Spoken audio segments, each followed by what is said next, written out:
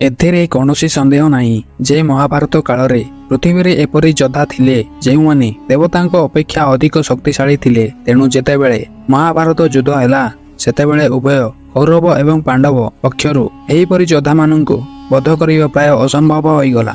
ଏହି ସମୟ ମଧ୍ୟରେ ଏହାକୁ ଏକ ଧାର୍ମିକ ଯୁଦ୍ଧ କୁହାଯାଉଥିଲା। ଏହାକୁ ଜିତିବା ପାଇଁ ଭଗବାନ ଶ୍ରୀକୃଷ୍ଣଙ୍କୁ ଛଳ ଏବଂ କପଟର ସାହାରା ନେବାକୁ ପଡ଼ିଲା। କାରଣ ଯଦି ଭଗବାନ ଶ୍ରୀକୃଷ୍ଣ ଏହା କରିନଥାନ୍ତେ ତେବେ କର୍ଣ୍ଣ, ପିତାମହ ଭୀଷ୍ମ, ଦ୍ରୋଣାଚାର୍ଯ୍ୟ ଇତ୍ୟାଦି କୌରବଙ୍କ ମହାନ ଯୋଦ୍ଧାମାନଙ୍କୁ ହତ୍ୟା କରିବା ପ୍ରାୟ ଅସମ୍ଭବ ହୋଇଥାନ୍ତା। ଏବଂ ଯଦି ସେ ମରିନଥାନ୍ତେ ତେବେ ମହାଭାରତ ଯୁଦ୍ଧରେ ପାଣ୍ଡବଙ୍କ ବିଜୟ ମଧ୍ୟ ଅସମ୍ଭବ ଥିଲା। କିନ୍ତୁ ସତ୍ୟ ପାଇଁ ଲଢ଼ିବା ସତ୍ତ୍ୱେ ଭଗବାନ ଶ୍ରୀକୃଷ୍ଣଙ୍କୁ କାହିଁକି ଛଳ କରିବାକୁ ପଡ଼ିଲା? ସର୍ବଶେଷରେ ସେହି ଯୋଦ୍ଧାମାନେ କିଏ ଥିଲେ ଯେଉଁମାନଙ୍କୁ ଛଳ ସାହାରାରେ ମାରାଯାଇଥିଲା? ତେଣୁ ଆଜିର ଏହି ଭିଡିଓରେ ଆମେ ଆପଣଙ୍କୁ 5 ଜଣ ଯୋଦ୍ଧାଙ୍କ ନାମ କହିବାକୁ ଯାଉଛୁ ଯେଉଁମାନେ ମହାଭାରତ ଯୁଦ୍ଧରେ ଛଳ ତଥା ଧୋକା ଦ୍ୱାରା ନିହତ ହୋଇଥିଲେ, ଯାହାର ଶକ୍ତି ଦେବତାମାନଙ୍କ ଅପେକ୍ଷା ଅଧିକ ଥିଲା ଏବଂ ଯେଉଁମାନଙ୍କୁ ଭଗବାନଙ୍କ ଦ୍ୱାରା ଆଶୀର୍ବାଦ ପ୍ରାପ୍ତ ଥିଲା। ତ ଏହି ଭିଡିଓକୁ ଶେଷ ପର୍ଯ୍ୟନ୍ତ ନିଶ୍ଚୟ ଦେଖନ୍ତୁ। ମହାଭାରତ ଯୁଦ୍ଧରେ ଯେତେବେଳେ ଶ୍ରୀକୃଷ୍ଣ ଅର୍ଜୁନଙ୍କ ରଥ ନେଇ ପହଞ୍ଚିଲେ ସେତେବେଳେ କୃଷ୍ଣ ଅର୍ଜୁନଙ୍କୁ କହିଲେ, ହେ ପାର୍ଥ, ଭଲ ଭାବରେ ଦେଖ, ଇଏ ଯେଉଁ ତୁମର ପ୍ରତିଦ୍ୱନ୍ଦ୍ୱୀ ଅଛନ୍ତି ସେମାନେ ଏହି ଯୁଦ୍ଧର ସବୁଠାରୁ ମହାନ ତଥା ପରାକ୍ରମୀ ଯୋଦ୍ଧା, ଯିଏ ଏହି ଯୁଦ୍ଧ ପରେ ବୋଧେ ହିଁ ଦେଖିବାକୁ ମିଳିବେ ଏବଂ ଏହିପରି ଯୋଦ୍ଧାମାନେ ଆଗାମୀ ଯୁଗରେ ପୁନର୍ବାର ଜନ୍ମ ମଧ୍ୟ ନେବେ ନାହିଁ। ଭଗବାନ ଶ୍ରୀକୃଷ୍ଣଙ୍କ ଏହି କଥାରୁ ମହାଭାରତର ମହାଯୁଦ୍ଧର ଭୟାବହତା ବିଷୟରେ ଧାରଣା ଲଗାଯାଇପାରିବ। ନମ୍ବର 1, ଭୀଷ୍ମ ପିତାମହ। ଅନେକ ଧାର୍ମିକ ଗ୍ରନ୍ଥରୁ ମିଳିଥିବା ତଥ୍ୟ ଅନୁଯାୟୀ ମହାଭାରତ ଯୁଦ୍ଧରେ କୋଟି କୋଟି ସୈନିକ ଏବଂ ହଜାର ହଜାର ମହାରଥୀ ଯୋଦ୍ଧା ଅଂଶଗ୍ରହଣ କରିଥିଲେ, ଯାହାର ଅସ୍ତ୍ରର ଟଙ୍କାରରୁ ପୃଥିବୀ ଥରି ଯାଉଥିଲା। ଆଜି ତ ଏହି ମହାଯୁଦ୍ଧକୁ ଅନେକ ହଜାର ବର୍ଷରୁ ଅଧିକ ସମୟ ଅତିବାହିତ ହୋଇଯାଇଛି, କିନ୍ତୁ କୁହାଯାଏ ଯେ ଆଜି ବି କୁରୁକ୍ଷେତ୍ରର ସେହି ଭୂମି ଯୋଦ୍ଧାମାନଙ୍କ ରକ୍ତ ପିଇବା ପରେ ଲାଲ ହୋଇଯାଇଛି।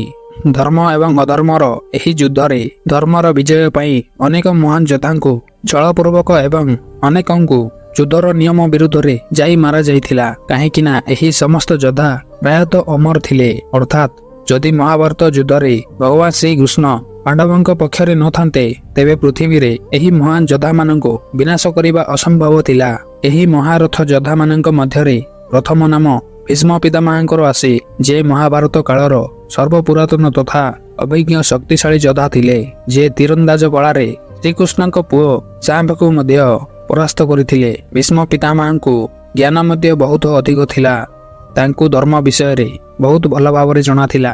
ଏହା ସତ୍ତ୍ୱେ ହସ୍ତିନାପୁର ସମ୍ବନ୍ଧୀୟ ଦାୟିତ୍ୱ ହେତୁ ସେ ସର୍ବଦା ଦୁର୍ଯ୍ୟୋଧନର ଅଧର୍ମରେ କିମ୍ବା ପ୍ରତ୍ୟେକ ଭୁଲରେ ଚୁପ୍ ରହି ସାଥ ଦେଉଥିଲେ। ଯଦି ଭୀଷ୍ମ ପିତାମହ ଚାହିଁଥାନ୍ତେ ସେ ଦୁର୍ଯ୍ୟୋଧନଙ୍କୁ ଅଟକାଇ ପାରିଥାନ୍ତେ, କିନ୍ତୁ ସେ ସର୍ବଦା ଚୁପ୍ ରହିବାକୁ ପସନ୍ଦ କରିଥିଲେ ଏବଂ ଏହା ଭୀଷ୍ମ ପିତାମହଙ୍କ ସବୁଠାରୁ ବଡ଼ ଭୁଲ ଥିଲା, ଯାହା ତାଙ୍କୁ ମହାଭାରତ ଯୁଦ୍ଧରେ ମୃତ୍ୟୁର ନିକଟତର କରିଥିଲା। କିନ୍ତୁ ମହାଭାରତ ଯୁଦ୍ଧରେ ତାଙ୍କର ଅନ୍ତ ପ୍ରାୟ ଅସମ୍ଭବ ଥିଲା ଏବଂ ଯେ ପର୍ଯ୍ୟନ୍ତ ଭୀଷ୍ମ ପିତାମହ ଯୁଦ୍ଧରେ ଠିଆ ହୋଇଥିଲେ ପାଣ୍ଡବଙ୍କ ବିଜୟ ମଧ୍ୟ ଅସମ୍ଭବ ଥିଲା। କାରଣ ଭୀଷ୍ମ କୌରବଙ୍କ ସେନାପତି ଭାବରେ ତାଙ୍କର ଢାଳ ହୋଇଥିଲେ।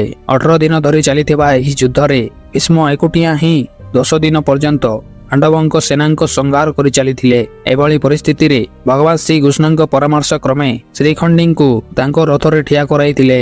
ଭୀଷ୍ମ ପିତାମହ ଏକ ଶପଥ ନେଇଥିଲେ ଯେ ସେ ରଣକ୍ଷେତ୍ରରେ ଶ୍ରୀଖଣ୍ଡିନୀ ତାଙ୍କ ସାମ୍ନାରେ ଆସିଲେ ସେ ଅସ୍ତ୍ର ତ୍ୟାଗ କରିଦେବେ, ଯେଉଁଥିପାଇଁ ଭୀଷ୍ମ ପିତାମହଙ୍କୁ ଧନୁ ତ୍ୟାଗ କରିବାକୁ ପଡ଼ିଲା ଏବଂ ସେହି ସୁଯୋଗର ସୁଯୋଗ ନେଇ ଭଗବାନ କୃଷ୍ଣଙ୍କ ଆଦେଶରେ ଅର୍ଜୁନ ଭୀଷ୍ମ ପିତାମହଙ୍କ ପୁରା ଶରୀରକୁ ବାଣରେ ଭରିଦେଲେ। କିନ୍ତୁ ଏହି ସମୟରେ ଭୀଷ୍ମ ପିତାମହଙ୍କର ମୃତ୍ୟୁ ହୋଇନଥିଲା, କାରଣ ତାଙ୍କୁ ଇଚ୍ଛା ମୃତ୍ୟୁର ବରଦାନ ପ୍ରାପ୍ତ ଥିଲା।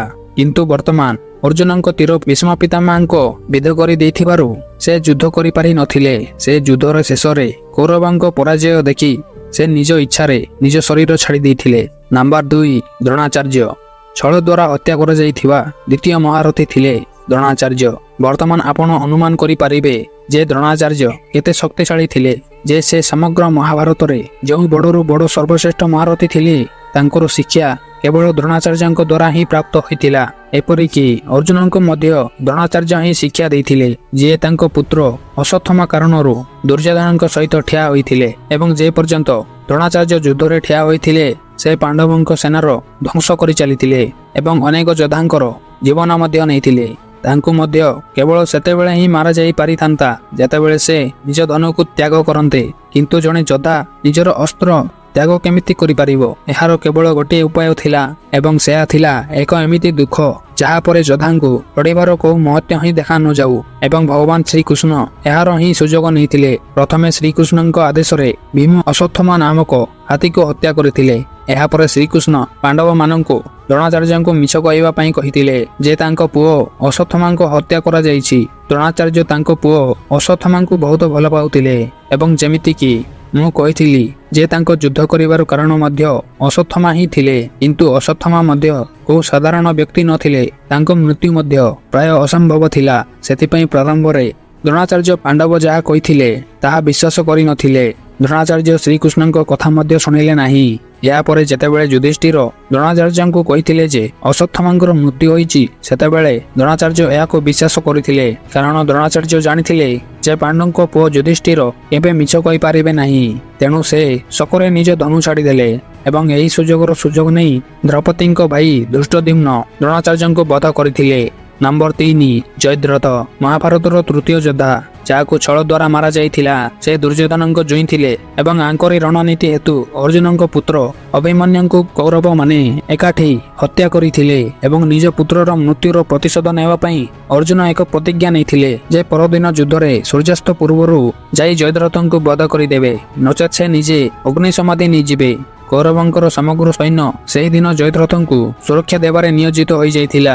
କାରଣ କୌରବମାନେ ଜାଣିଥିଲେ ଯେ ଯଦି ସେମାନେ ଆଜି ଜୟଦ୍ରଥଙ୍କ ସୁରକ୍ଷା ଦିଅନ୍ତି ତେବେ ଅର୍ଜୁନ ନିଜେ ସନ୍ଧ୍ୟାରେ ସମାଧି ନେଇଯିବେ ଏବଂ ଏହାପରେ ମହାଭାରତ ଯୁଦ୍ଧରେ ସେମାନଙ୍କର ସବୁଠାରୁ ବଡ଼ ଶତ୍ରୁ ସମାପ୍ତ ହୋଇଯିବେ। ତେଣୁ ଯେତେବେଳେ କୌରବମାନେ ଜୟଦ୍ରଥଙ୍କ ଚାରି ପାଖରେ ବଡ଼ ଯୋଦ୍ଧାମାନଙ୍କୁ ରଖିଲେ, ସେତେବେଳେ ଅର୍ଜୁନ ଜୟଦ୍ରଥଙ୍କୁ ହତ୍ୟା କରିବା ପ୍ରାୟ ଅସମ୍ଭବ ହୋଇଗଲା। ଜୟଦ୍ରଥ କେବଳ ରାତିକୁ ଅପେକ୍ଷା କରିଥିଲେ ଏବଂ ତାପରେ ଭଗବାନ ଶ୍ରୀକୃଷ୍ଣ ବୁଝିଗଲେ ଯେ ଜୟଦ୍ରଥଙ୍କୁ ମାରିବାର କେବଳ ଗୋଟିଏ ଉପାୟ ଅଛି ଏବଂ ଆଉ ସେ ହେଉଛି ସମୟର ଆଗରୁ ସୂର୍ଯ୍ୟାସ୍ତ। ଏବଂ ଭଗବାନ ଶ୍ରୀକୃଷ୍ଣ ତାହା ହିଁ କରିଥିଲେ। ସେ ସୂର୍ଯ୍ୟଦେବଙ୍କୁ ନିଜର ମାୟାରେ ଡାଙ୍ଗିଦେଲେ, ଯେଉଁଥିପାଇଁ ଅନ୍ଧକାର ଛାଇଗଲା। ଜୟଦ୍ରଥ ଭାବିଲା ଯେ ସନ୍ଧ୍ୟା ହୋଇଯାଇଛି ଏବଂ ସେ ନିଜେ ଅର୍ଜୁନଙ୍କ ସାମ୍ନାକୁ ଆସି ଜୋରରେ ହସିବାକୁ ଲାଗିଲେ। ସେ ଭାବିଲେ ଯେ ବର୍ତ୍ତମାନ ଅର୍ଜୁନଙ୍କ ପ୍ରତିଜ୍ଞା ଭଙ୍ଗ ହୋଇଛି ଏବଂ ବର୍ତ୍ତମାନ ଅର୍ଜୁନ ନିଜେ ନିଆଁରେ ପାଉଁଶ ହୋଇ ଜଳିଯିବେ। ସେତେବେଳେ ଭଗବାନ ଶ୍ରୀକୃଷ୍ଣ ନିଜ ମାୟା ଜାଲକୁ ଭାଙ୍ଗିଦେଲେ ଏବଂ ଏକଦମ ଆକାଶରେ ସୂର୍ଯ୍ୟକିରଣ ଉଜ୍ଜ୍ୱଳ ହେବାକୁ ଲାଗିଲା। ସୂର୍ଯ୍ୟକୁ ଆକାଶରେ ଦେଖି ଜୟଦ୍ରଥ ଭୟଭୀତ ହେବାକୁ ଲାଗିଲେ। କିନ୍ତୁ ଭଗବାନ ଶ୍ରୀକୃଷ୍ଣ ଏହାପରେ ଅର୍ଜୁନଙ୍କୁ କହିଲେ, ଏହି ପାର୍ଥ ଧନୁ ଉଠାନ୍ତୁ। ଏବଂ ଶ୍ରୀକୃଷ୍ଣ ଏହା କହିବା ମାତ୍ରେ ଅର୍ଜୁନ କିଛି କ୍ଷଣ ବିଳମ୍ବ ନକରି ଧନୁ ଉଠାଇଲେ ଏବଂ ଜୟଦ୍ରଥ ଉପରେ ପଶୁପତା ଅସ୍ତ୍ର ଛାଡ଼ିଦେଲେ, ଯେଉଁଥିପାଇଁ ଜୟଦ୍ରଥଙ୍କ ମୃତ୍ୟୁ ହୋଇଥିଲା। ନମ୍ବର 4 କର୍ଣ୍ଣ, କବଚ ଏବଂ କୁଣ୍ଡଳ ନଥିଲେ ମଧ୍ୟ କର୍ଣ୍ଣଙ୍କୁ ପରାସ୍ତ କରିବା ପ୍ରାୟ ଅସମ୍ଭବ ଥିଲା। କାରଣ ସେ ଅର୍ଜୁନଙ୍କ ଅପେକ୍ଷା ଅଧିକ ଶକ୍ତିଶାଳୀ ଯୋଦ୍ଧା ଥିଲେ ଏବଂ ତଥାପି ତାଙ୍କ ପାଖରେ ଏବେ ବି ଭଗବାନ ପରଶୁରାମ ଦେଇଥିବା ଶିବଙ୍କର ବିଜୟ ଧନୁ ଥିଲା। ଯେକୌଣସି ଯୋଦ୍ଧାଙ୍କ ହାତରେ ଏହି ଧନୁ ଥିଲା, ଏହା ସେହି ଯୋଦ୍ଧାଙ୍କ ଚାରି ପାଖରେ ଏପରି ଏକ ଅଭେଦ୍ୟ ଘେରା ସୃଷ୍ଟି କରୁଥିଲା ଯାହାଦ୍ୱାରା ଭଗବାନ ଶିବଙ୍କ ପଶୁପତା ଅସ୍ତ୍ର ମଧ୍ୟ ଭେଦ କରିପାରୁନଥିଲା।